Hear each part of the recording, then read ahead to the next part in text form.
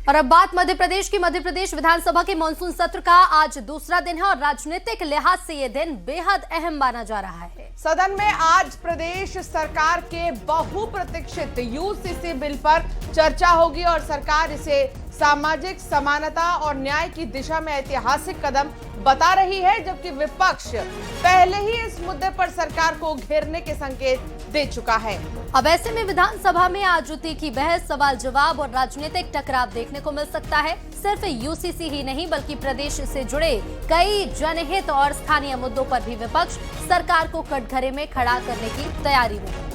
Monsoon सत्र के पहले दिन भी सत्ता पक्ष और विपक्ष के बीच तीखी नोकझोंक देखने को मिली थी। ऐसे में दूसरे दिन सदन के और ज्यादा गरमाने के आसार हैं। सभी की नजरें इसी बात पर टिकी हैं कि यूसीसी बिल पर चर्चा के दौरान सरकार अपने पक्ष को किस तरह मजबूती से रखती है और विपक्ष किस रणनीति के साथ जवाबी हमला बोलता है।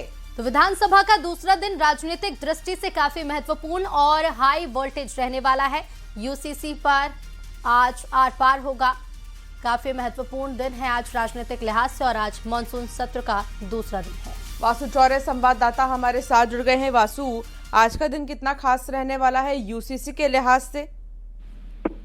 बिल्कुल, देखिए विधानसभा का मानसून सत्र चल रहा है, आज दूसरा दिन है और लगातार यूसीसी को लेकर बीजेपी और कांग्रेस के बीच तीखी नोकझोंक जो है वो दिखाई दी है। कल विधेयक को पेश किया गया था, सदन के पटल पर रखा गया था और आज संभवतः विधेयक पर जो चर्चा है वो होगी। बीजेपी और कांग्रेस दोनों ही दल के विधायक अपना अपना मत जो है इस पूरे बिल के पक्ष में रखने का काम करेंगे। कल बीजेपी ने विधायक दल की बैठक बुलाई थी और विधायक दल की बैठक में तय हुआ है कि कैसे इस विधेयक के संबंध में अपनी बात जो है वो भाजपा को रखनी है, सरकार को रखनी है, क्योंकि कांग्रेस इसमें लिव इन रिलेशनशिप का जो मुद्दा है, जो क्लॉज है, उसको लेकर लगातार बवाल खड़ा कर रही है। कांग्रेस के विधायकों ने कल ये आरोप लगाया कि लिव इन को वैलिडेट करने का काम बीजेपी की तरफ से किया जा रहा है, जो भारतीय संस्कृति के खिलाफ है यूसीसी के जरिए। और वहीं यूसीसी को बीजेपी जनता के हित में, खासतौर पर महिलाओं के हित में बताने का काम कर रही है।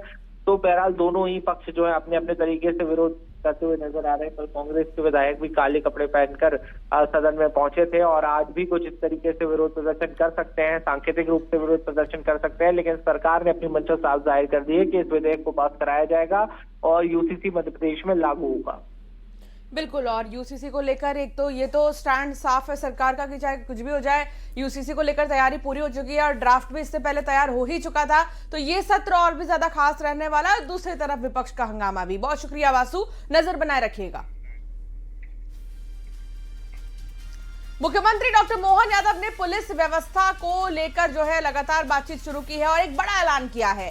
सीएम ने कहा कि प्रदेश में 18,000 पुलिसकर्मियों की भर्ती की जाएगी, जबकि 25,000 पुलिसकर्मियों को पहले ही प्रमोशन दिया जा चुका है। चीफ सेक्रेटरी के साथ हुई समीक्षा बैठक में मुख्यमंत्री ने पुलिस अधिकारियों को जरूरी दिशा निर्देश भी जारी किया और उन्होंने कहा कि सरकार पुलिस बल की बेहतरी और कानून व्यवस्था को मजबूत बनाने के लिए लगातार काम कर रही है।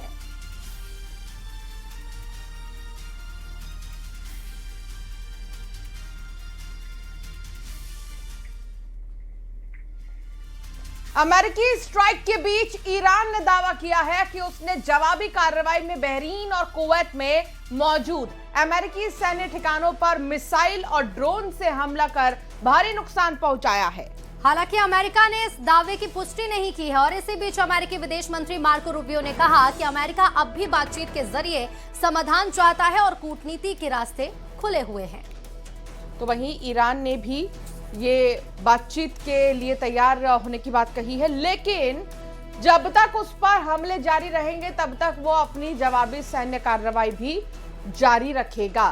तो ईरान और अमेरिका के बीच में फिलहाल कुछ भी ठीक नहीं है और दोनों ही देशों की तरफ से जरूर सबके सामने ये कहा जा रहा हो कि वो बातचीत के लिए तैयार है, लेकिन बिहाइंड द सीन्स अगर आप देखें तो यहाँ हमले हो रहे हैं और इन हमलों के बीच बातचीत कैसे होगी ये ईरान का कहना है।